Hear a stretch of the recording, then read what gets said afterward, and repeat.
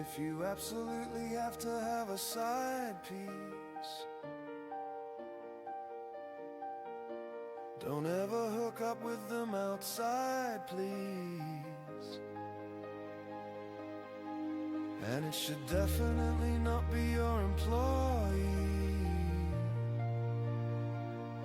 Obviously, there's been a lot of Australian capital go in, and great story for Queensland in particular. So really, really want these guys to win in, I want to say in this space, but all pun intended. And like the other thing as well, like Aussie founders, the first thing, it's too hard to raise here. Then this Irish kid comes to Australia on a holiday. It's 1013 square feg and eucalyptus co-founder. I think like the AFR headline really captured like the general sentiment of the fact that Australia broadly needs to embrace failure more in order for us to continue to evolve as an ecosystem that supports these big companies. And so I think Capital Brief captured that sentiment of you do need to have failures in order to learn. The reason why I call bullshit to that is that the reason used under the contract, according to the article, is under the general provision. But then SEEG comes out and says that you are misusing our data. Well, misuse of the data would then allow termination under a specific clause, of which there would be no real comeback because you are breaching terms of service. How are we? Awesome. Good. College. Aaron's in a shirt. Collared shirt. We had big That's what happens meetings. when you're talking to investors. Don's changed. Nah, he's still the I'd same say not guy. like this. Yeah, you have to have the yin and the yang. So we good? My eldest has COVID. He's at his mum's at the moment, but I'm worried. What's So going to that come through the poor family? bugger, he's going influenza B and now COVID. Yeah. Back Poor to back. bugger. Well, my kids are currently inside, and I think I might try and hide here for a little while, even after we finish. So that's the real reason the podcast got pushed back to this time. Well, we missed last week because we were at the Gaspot offsite. Yeah, I was talking to someone. They said, "Oh, no episode." It's like we've been so busy, we literally could not squeeze it in. And Yeah. but it was a great couple of days. Then I was in Sydney on Friday, and then this week it's Thursday already. I had so many plans to do so many more things. That pace at the moment is nuts. Absolutely nuts. But we had a great event Tuesday night. That was really awesome. And, great to have Glenn Richards with his family there and some of our investors through the syndicate. And it was some of the portcos were there. But that was a really great night. I love that night. We'll have to get you up for the next one, Ash and Jack, because Mark has agreed in principle he'll do another one in October. Sweet, yeah. I'm really keen to hear it. Jack and I were very jealous. I was pitching Southstart to show the doco. So, I mean, Did that's all the way they- until March. That's too far away. I still think that's a good shout. I reckon Yeah. that would get numbers. Yeah. Yeah, we'll see. And then we're fully into fundraising mode now. Had a good reception on Tuesday night, closed some dollars. We're down on the coast today. We're getting some momentum. And lining up events up and down the East Coast. And we'll be heading over to the other states shortly too. This has been really good to see the interest coming through so quickly. Yeah, no, we've put in the work, so I'm looking forward to capitalising. Now, speaking of momentum, Jack, you posted this in the group chat, but Jack Sang, one of the founders of Airwallex, put on, what's this, Twitter. We are fucking killing it in June, approaching 900 million ARR, revenue up 95% year on year. We're building the future of global financial operating system, and it's compounding fast. Imagine doing 95% year on year at close to $1 billion in ARR. What a machine. And if you think about everybody jumping up and down a few months ago at that last raise at 600 million, no, what, 6.5 billion US, there's probably a reason for it. Yeah, and that's why it like always goes back to like the return doesn't go back to the VAL entry price. It's like, what can you actually get out? And if this thing keeps growing at this rate, you're still going to get a better return, even though it's later stage. My only other observation about that one, Jack, that you shared was the low engagement rate on his tweets. Like you look at the eyeballs, the reach, and then you look at a handful of comments and reshares, and He's getting a bit of love, but that second post one day ago, 25 likes, 18 comments. My posts don't even get enough for the algorithm to wake up. Do you have a Twitter account? Yeah, I only use it for Sharts. I haven't posted anything on there in forever. The only reason someone is screenshotting your post, Don, is evidence gathering.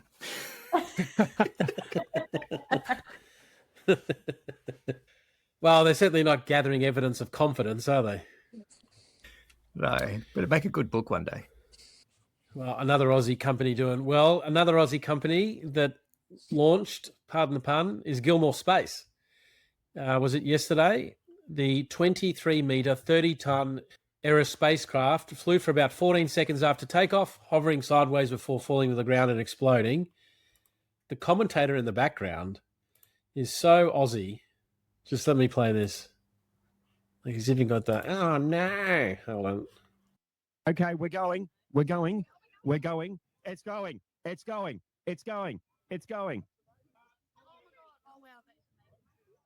Oh, okay. It's hovering. It's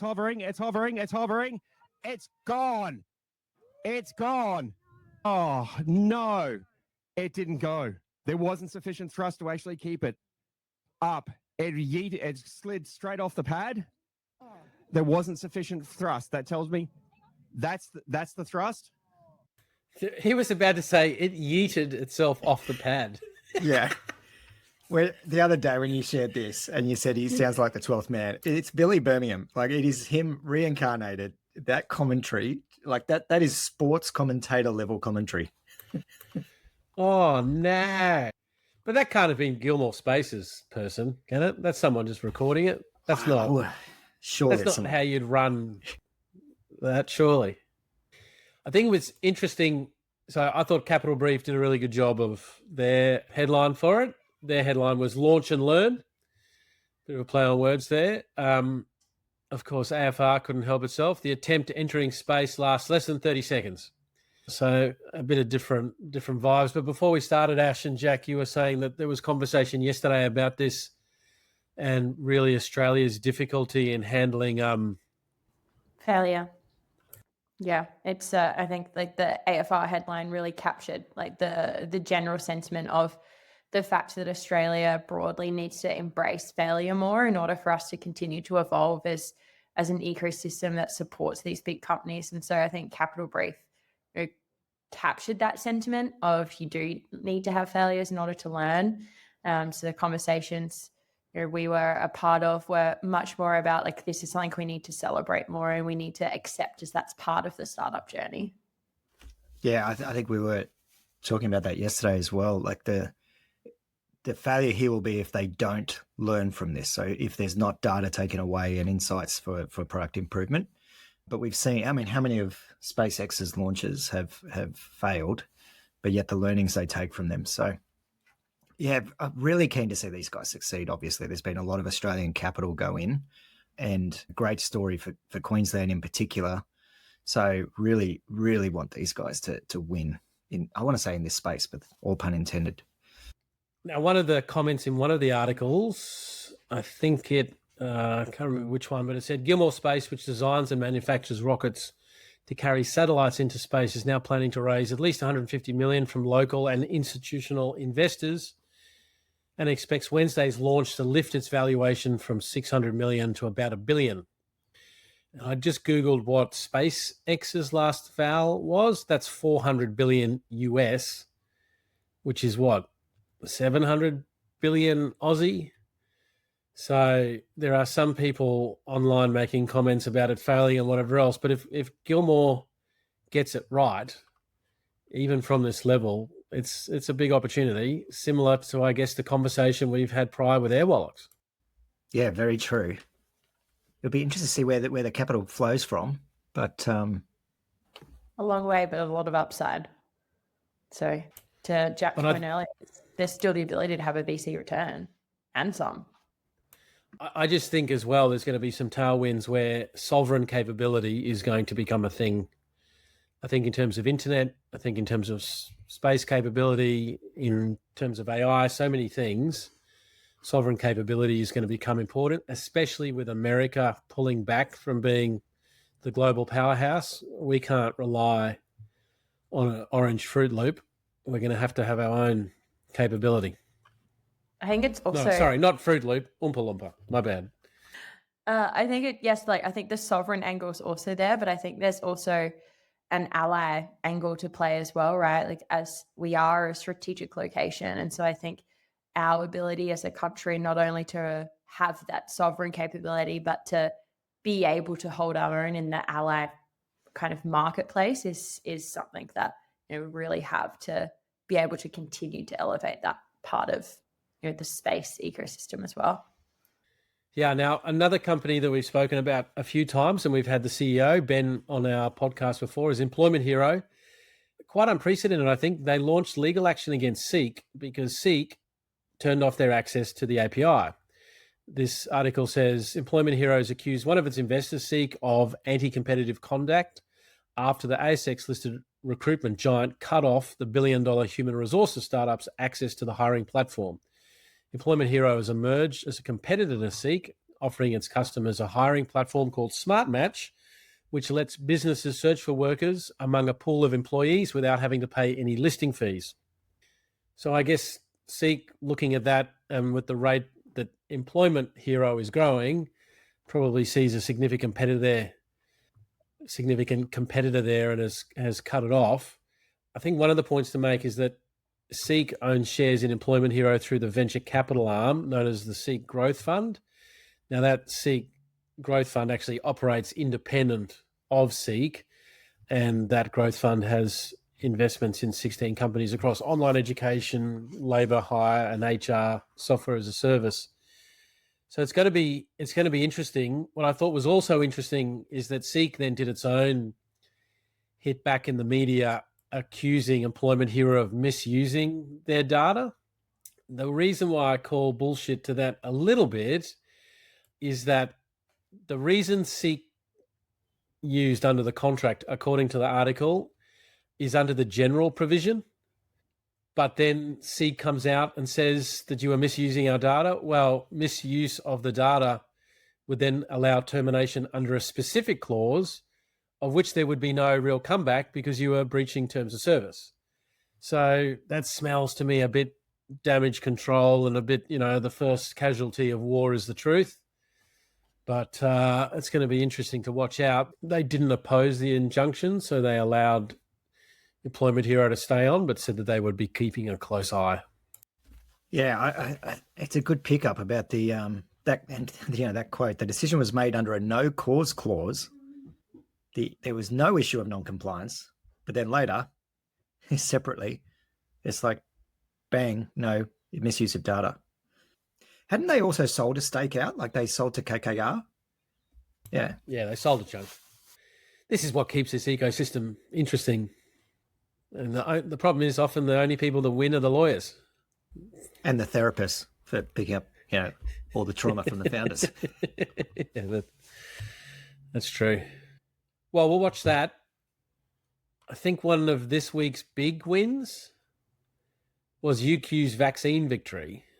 So it was announced that Sanofi did a $1.76 billion acquisition of Vice Bio, delivering a big windfall to University of Queensland.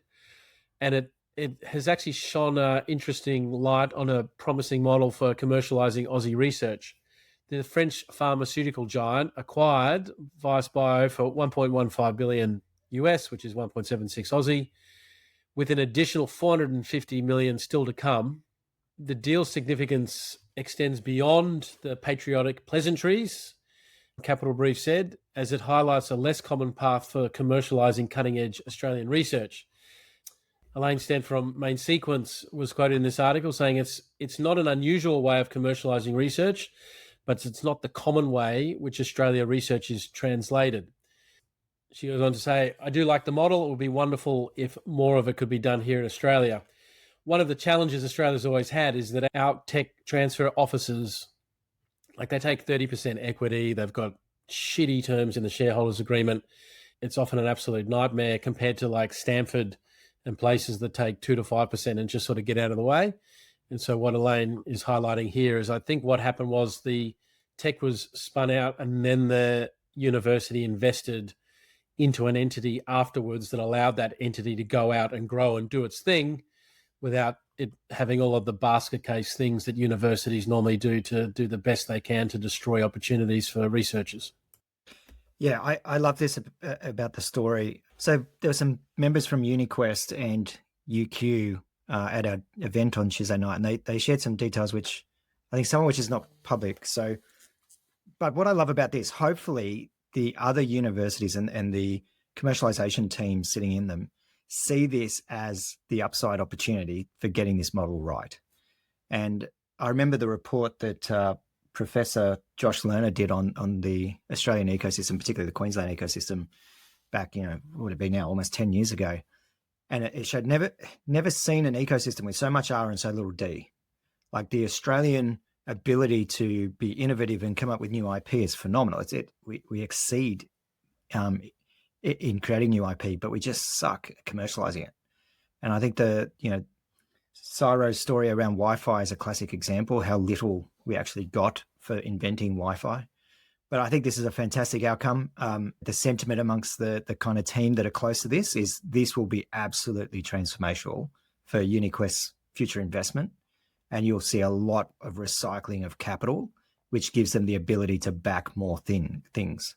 So this is going to have a massive flywheel effect. I think that's true. It was also interesting talking with some people about just some of the dysfunction and the misalignment of some incentives.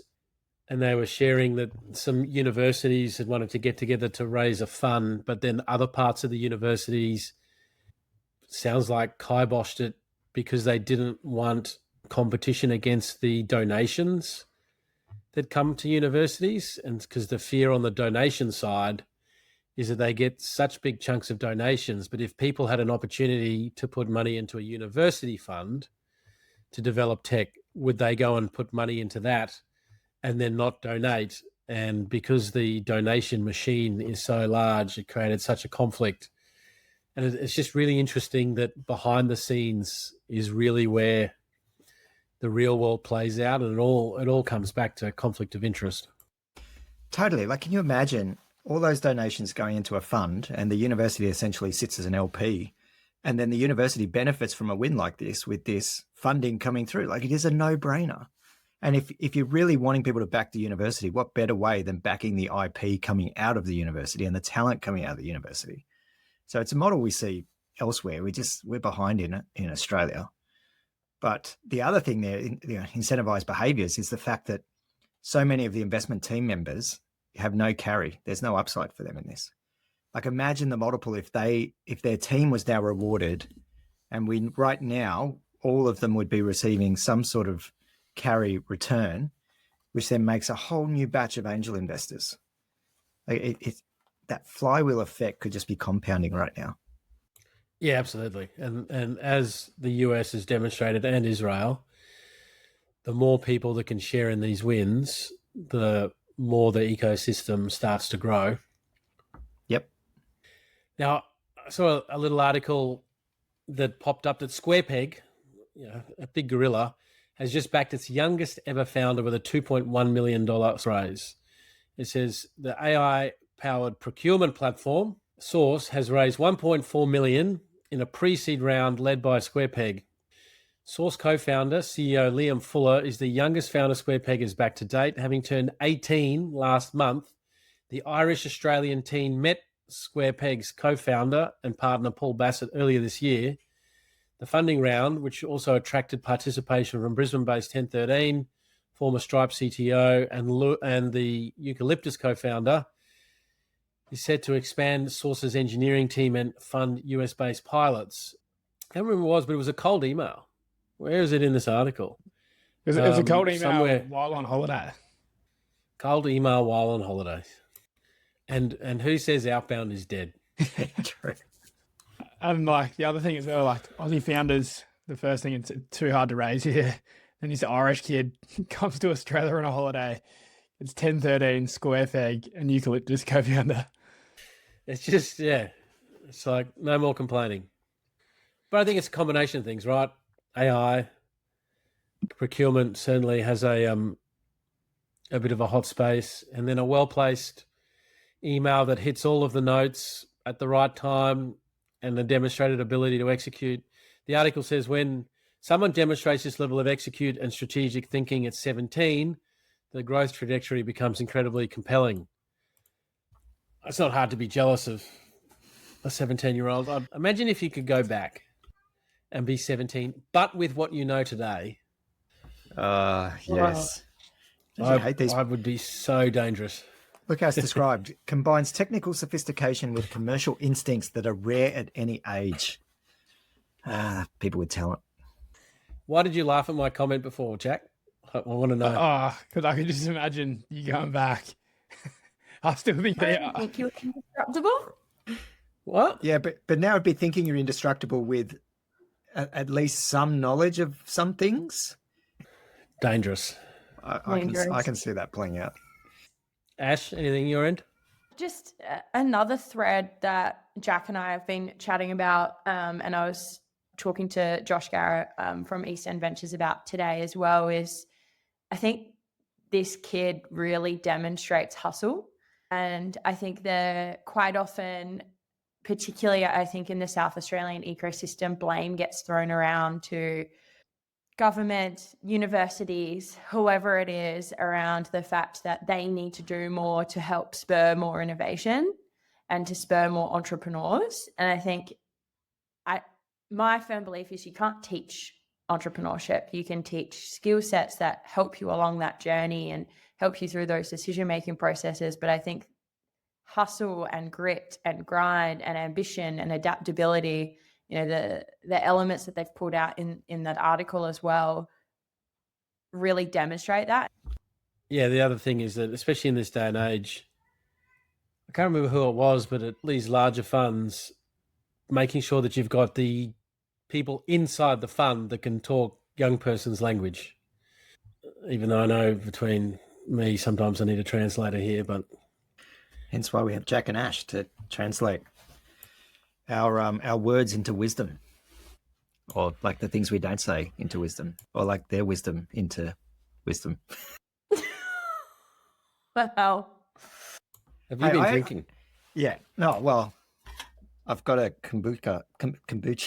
Yeah, no, it's the kombucha. Alcoholic kombucha is delicious. I forgot to tell you, we got some good feedback on the podcast the other night. This, actually, I won't say who it was, but they said, yeah, that I really love the podcast, and it's really clear you guys are obvious. You know your stuff. It's really clear you know the industry. You know your stuff. And I made a joke like, oh, how does that come across? He goes, well, the fact that you guys are just constantly taking the piss of stuff, like that comes with a certain level of confidence that can only come about through having great industry experience. I was like, I'm running with that as the... Yeah. Yeah, we got good feedback on the podcast last night as well. And I was like, yeah, they were even talking about how Sharts was good. And I had to leave. Thank you. Jack, it's time to go. Why are you surprised, Ash? Pattern recognition is where I'm just going to say that's your futurism ability, and it takes many spices to make a meal. All spices is welcome. Honestly, this is what happens when it's in the afternoon. Yeah. Well, because it's a shorter runway, I haven't done it in a while. But what's a theme or something that's been floating around this week? I guess with just one of the things, like we keep coming back to the teams of people that learn how to focus across our portfolio and across the people pitch us. There is just a big difference for people that have this absolute focus at the product level, which allows them to have focus at the marketing level, which allows them to have focus at the sales level. Like it just is this cascading, compounding effect that I know we talk about a lot. I just don't think we can talk about enough. And today we had a investor update, which we did as a group on Zoom, which I really enjoyed. We just went through all of our portfolio. But in the back of my head, when we were doing some of the updates, it's like the really good ones, they started to focus. The ones that are still struggling, haven't been able to find that focus. Yeah, I like that one. I think for me, the theme of the week is something that really, I think I heard it more in Selby's talk this time than when I'd heard it previously. But act and believe like you belong. I think one thing that founders often don't realize is all the little signals they're giving when they are not 100% full conviction on what they're doing. And if you genuinely believe in your soul that you are going to succeed, it comes out in language, it comes out in tone, it comes out in behavior. And often a founder can see, why did that company get funding? I didn't. We're doing this. We're so similar, but it's these little nuances of conviction. And you have to, that belief is visible, even if you think it's not. Yeah, I think it's like I've been studying a little bit just the subliminal signals we put off, especially in business and personal relationships that communicate trust and confidence. And sometimes we don't know it, but we're putting things out that the other person you're dealing with just gets this vibe that actually you don't fully believe it, and I'm not sure I can really trust it. And I think you're right. And we had some feedback this week from people that have been pitching and just some comments other investors made. And the founders said all sort of the right things, but it was more the how it was said. And people went, we're not sure we believe it. Ash? I would say the power of education. I think recently we've had a number of conversations where our current investor base is willing to bring in their network for us to help educate them on the power of venture capital and the power of private markets and how that is really part of your portfolio allocation in order to generate wealth. And I think I underestimated the ability for us to be able to break down VC into a way that's digestible and the power that has and the respect that that enables us to have in the marketplace, not just from investors, but also from other parts of the industry, other VCs. They listen to the podcast because we do break things down and we do talk about different things. And I think there's just been a number of little data points over the past couple of weeks in particular where the power of education, I think, is just in a new level for me in terms of, yes, that's part of us building either a current or a future investor database, but the fact of you can see the genuine trust people are giving us. And I think that's really powerful. Actually, Don and I were, it kind of came up as a bit of a reflection in our catch up this morning down the Gold Coast. How important it is actually take investors through a few steps before you even get to VC on that education piece, like talking about private markets, talking about where VC fits and all these things that it's very easy to take things for granted or assume knowledge, but also just context, even for someone who does understand a particular thing, giving a broader context is so valuable. So that's a good one, Ash. And, like and repetition. Yeah. We live a day in, day out. It's actually, you can't rely on, I've already said that. You've got to just keep reiterating the story. Yeah. And I think the portfolio theory is something that isn't taught very much. And even when it's taught, at uni, it's not until I think people have to then think about their portfolio that it doesn't really click. And then the unknown or the opaque has another whole level of trust associated with it. And so I think the fact that our current investors are enabling us to help educate their network, like that unlock, I think in particular in the last week, I've just gone, we're in such a place of privilege to be able to be part of that. And that's part of the way that we love to give back to the ecosystem. And I'm just proud of that as part of what we do in Tribe. And I think part of that, Ash, as well, the Aussie market is just going back to we are still an emerging market. And Aussies haven't seen the return realized yet. And we do have a lot of paper gains, but we're still waiting for the likes of Canva to IPO to see that then trickle down. But the proof is in the pudding. And last night, one of the convos that Ash and I went to was talking about the investor in one of Airtree's funds. And I forget the exact figures, but the multiple they got off the back of one investment into Canva in the fund was just like such an outlier. And like it just goes back to this asset class, and you can't take the average. And if you get the outlier, it's just going to return so much money. Yeah, absolutely. My other learning was Australia is considered an emerging market still. Yeah. Yeah, very much. I don't really have a theme. Like my week this week had a few really good combos. I gone to a few talks, a few conferences type things, but my theme was really just finishing investor updates, and now I feel like I can breathe again. So so stoked. Well, mate, you have done an absolute cracking job of that. I can't tell you how much it's appreciated, because if we don't get those things done, we lose trust and faith with our investors. We don't raise a fund. So that effort that you put in, absolutely appreciated. Yeah, well done, buddy. Especially trying to take my waffle of. Now you just got to do 4 investor memos in the next week, Jack, for all the deals that are coming through. I just thought of another theme, just quickly, which should have been in the show notes, but I don't know how it got forgotten.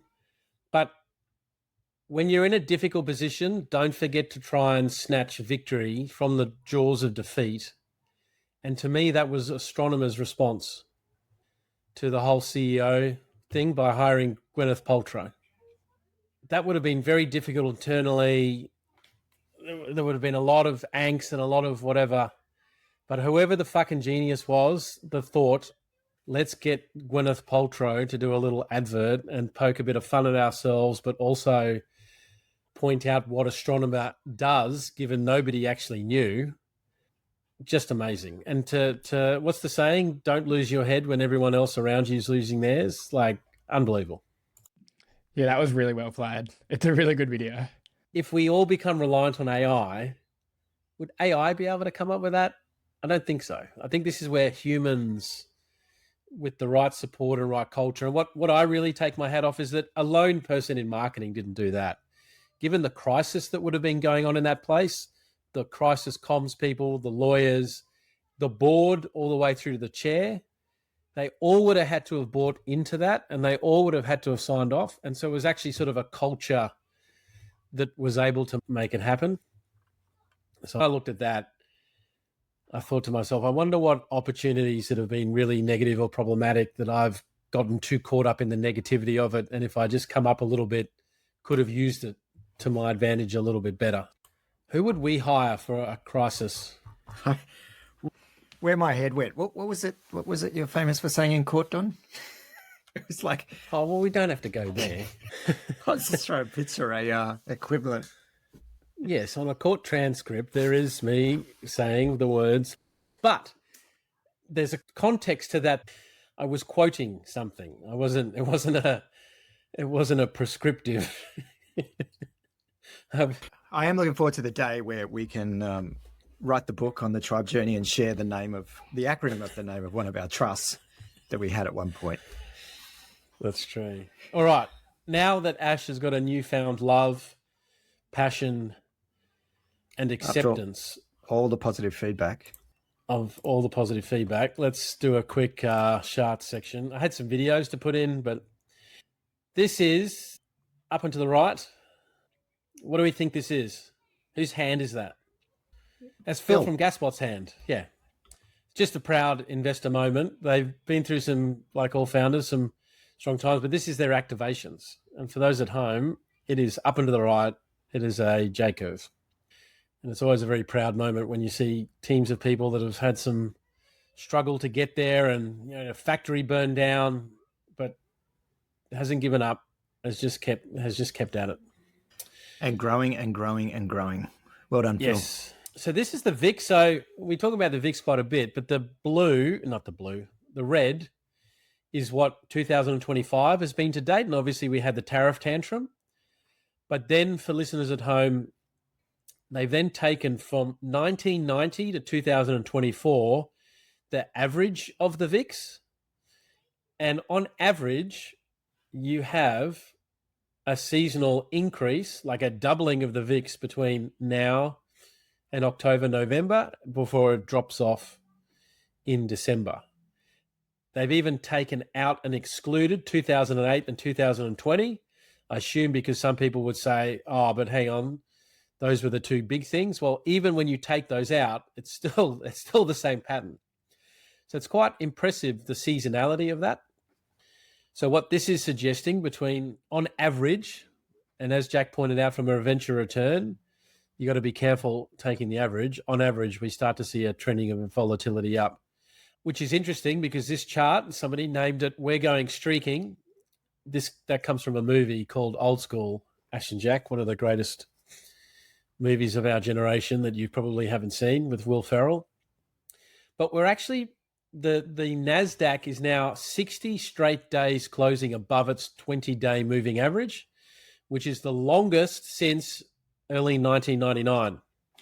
And we know what happened after 1999. Now, of course, this is not predicting anything, but when you take falling volatility and a winning streak to this, you would have thought that we're probably in line for some more volatility around the corner, if you're a betting person. When it comes to Australia, the chart that I've got here is coming before COVID and then into the depth of COVID. Our 3-year yield started to fall a little bit. Then we had the sort of 22, 23 rising in inflation fears. But what's been falling since what? Hang on. No, that's not years. That's just July. That's not July 2015, 2017, 2000. Fuck. Okay. Ash, okay, you just unmuted. What is it that you'd like to say, Ash? I was just going to say it's Sharts. You should have just rolled with it. No one would have known. I do try and stay true to the craft. Anyway, that's literally not showing anything.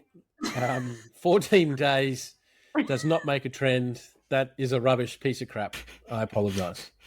And there's so much volatility in the 14 days. I don't even know what the trend would be. I'm not even going to bother with the next one then. So, not so much a chart, but this is making an assessment of your running time based on the length of shorts. So 7-inch and plus, that's your father of 3 kids, happily married, probably got a knee injury, never fully recovered. That's generally your 7-inch plus running pant. So that normally means around 45 minutes. If you're getting around 7-inch, so not above 7-inch, then that's more like 30 minutes. Your co-worker at the office run club runs 2 to 3 times a week, likes to wear finger shoes. Sub 5-inch, you're getting into the 25-minute, and then the 15-minute 5K runners, that's your 2.5-inch running pants, which I think is actually fairly bang on. Well, I think so. Based on watching runners on the Kedron Brook, this is accurate. Begs the question, Mark Steinhardt from IFL. I don't even think he'd be wearing shorts on this chart. That's true. He does. What's the thing where you run until you drop? Last man standing? Last man standing. You just keep running 6Ks every hour until there's nobody left. And whoever's the last man standing wins. That takes some stamina. That takes some mental effort. It's not horrible, Ash. It's applying yourself to something different, applying yourself to something difficult. Yeah, like when you guys come down and we'll do Pilates. What, lie on your back and make funny noises? Yeah, and we'll record it and it'll be part of Sharts. 45 minutes of me screaming. Great. All right. It's actually 60. I thought this next one was quite good, that people's IQs should actually be presented like the weather. So actual IQ, 125, feels like 97. This is so good. I'm impressed. And that's it. It's a short. Well done. Wasn't that bad, was it, Ash? No, that was a great one to end on. I actually thought that was funny. What are we looking forward to? You go, Ash. I have pickleball tonight. It's got my pickleball league. So I'm excited about that. I've been sending Ash some pickleball memes, but the problem is now my feed, like the amount of memes. But there are some very funny ones in there, Ash, that do remind me of your vibes a little bit. You'd be like such a bundle of joy on the pickleball court, wouldn't you? Well, so I'm in this league that's like a recreational league, and I didn't really understand what recreational leagues were. And then we showed up on the first day and they're like, oh, so every game you have to say who won and then you've got to give the other team fun points. And I was like, fun points? What the fuck are fun points? Like how fun the other team was to play against. And I was like, huh? I don't understand. They're like, yeah, like it's not like this isn't meant to be competitive. It's just like we're all here to have a good time. Right. Okay. And I've been trying really, really hard to be nice and to smile. So it's okay. Ash, I think it's the most insightful comment I've ever heard to demonstrate your personality when you recreational. What the fuck is that? It's not just competitive. They're like, yeah, like people just, come and play for a little bit. I'm like, well, when can we play better teams? Like, can we move up in the divs? And they're like, oh, no, this is, and I was like, I don't understand. What is the point? If there's no scoreboard championship. Jack. Looking forward to the weekend, but don't have anything planned at the moment, but it's not raining. So I'm happy about that. It's about to rain here. I've got to go and put a tarp over the excavator so the guy that's coming to fix the excavator has somewhere dry to stand. Don, I don't actually think you gave the listeners a bit of a rundown of what's happened. I was about you got to share this story, Don. As transparent. Transparent VC. Let's talk about the excavator. So I'm a fairly bright person and I'm pretty handy. And the battery went flat. So I went and bought a new battery for the excavator, put it in, and it started to smoke. Like, just started smoking. I was like, what the fuck? So I kept doing it, and it kept smoking, and kept doing it, and kept smoking. And anyway, I left it. I put the battery in the wrong way. And on an excavator, it doesn't have the diodes. So all the smoke was me burning through the entire wiring harness, the starter motor, and the alternator. And they don't make them anymore, so someone's going to have to, by hand, rewire the thing.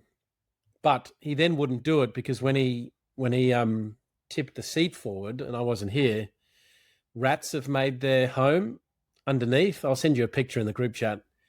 And it's fucking feral. I've had to sacrifice a big set of barbecue tongs to get in there and painstakingly in the engine bay pick apart this rat's nest. And they've gone to the macadamia tree, which is like a good 200 meters away. And they've obviously been running macadamias back and forth. And so there's 100 macadamias in there as well with all this straw, and it stinks, and there's some dead ones, and it's disgusting. I have two clarifying questions. One, do you just own an excavator that just Yeah. Right. The excavator to dig the graveyard for the animals that keep dying. Like there's got to be. Aaron, nothing has died in my care in years. I'll have you know. Well, the rats. Yeah, they're not dead yet. If you've got no idea how handy it is having an excavator, Ash. Okay, and then the second question, now that I know that's true, is it not cheaper to just buy a new excavator? Right, normally, it's you don't want an excavator. In this case, it would That's what I mean. If someone is spending 3 days hand wiring something, surely, and then it comes with a warranty, and then you could probably lease it. Like, I don't want to make some generational slur here, but the most millennial thing I've ever heard in my life, isn't it just easier to buy a new excavator? Like. But the lesson for founders is don't force things. If you're having to brute force something, maybe the universe is trying to tell you it's not right. Maybe look at leasing your equipment instead of buying it outright too. That might be a good lesson. Yeah, no, it's mine. Where's the fun in that? I get to do. So as we normally have to do at the end of these episodes sometimes, is we would like to profess our competence, and actually we're reasonably good at our vocation, even though we may make some mistakes in our private lives. Should be part of our financial disclosure statement. All right, well, good. Thanks, everyone. Have I missed anyone? What are you looking forward to, Aaron? Have you said? No. Oh, I'm looking on Sunday. Mia is playing for the Brisbane team in hockey, so I'm looking forward to that. She's got a full day of round robin games, so that'll be pretty awesome. And then I'm pretty sure, pending confirmation from Maren, I think we're going to a silent disco on Saturday night. So, 80s dress up. This should be fun. Do you like dress up? Well, Dress up's my usually in the favourite. privacy of my own home, but this one will be in public. So, He likes wearing Marin shirts. Ash, have we told you the time that we went to have a very serious meeting with an investor and Aaron was wearing Marin's t-shirt? No. And it was a tribe shirt that It was tight. Yeah, it was a fraction tight. I've actually done it twice by accident. Yeah. oh, Again, this is a disclaimer, what we are. yeah. Good judge. All right, team. I'm going to go deal with some Thanks, Tim. children See you All guys. right. All right. See you. and probably do some extensive editing. See ya. See you. If you absolutely have to have a side piece, don't ever hook up with them outside, please. And it should definitely not be your employee. Andy Byron, you're a dumbass.